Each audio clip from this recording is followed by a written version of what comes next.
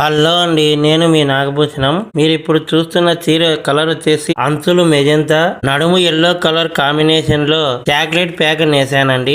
ఈ మూడింటి colour combination లో చీర అదిరిందంటే అదిరిపోయిందండి. ఈ చీరను తయారు చేయడానికి మా నేతన్నలకు మినిమం 3 రోజుల సమయం పడుతుందండి. ఎంతమంది కార్మికుల కష్టంతో ఒక చీర తయారవుతుందో మీకు ఎంతమందికి తెలుసో ఒకసారి కామెంట్ చేయండి. మా వీడియో నచ్చితే లైక్ చేయండి, షేర్ చేయండి, కామెంట్ చేయండి. మా ఛానల్ ని సబ్స్క్రైబ్ చేసుకోవడం మాత్రం మర్చిపోకండి.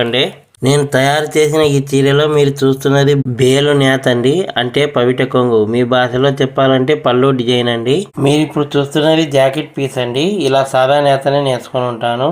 ఈ చీర నేను మొదలు పెట్టిన నిండువార్పులో మొదటి చీర అండి. ఈ కలర్ ఎప్పుడు రాలేదు, నేను ఎప్పుడు నేయలేదు. ఈ కలర్ చాలా చక్కగా కుదిరింది శారీకి. ఈ శారీని మీ అందరికి చూపించడం కోసమే ఈ వీడియో నేను చేయడం జరిగిందండి.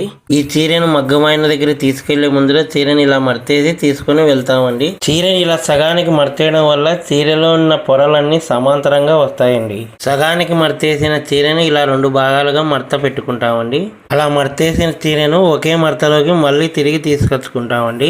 ఇలా ఒకే మడతలోకి తీసుకొచ్చిన చీరను 2 మడతలుగా చీరను మడవడం జరుగుతుంది. ఇలా మడత పెట్టిన చీరను తీసుకుని వెళ్ళి అంగట్లో ఒప్పజెప్పుకుంటామండి. ఇంతటితో మా వర్క్ కంప్లీటెడ్ అండి.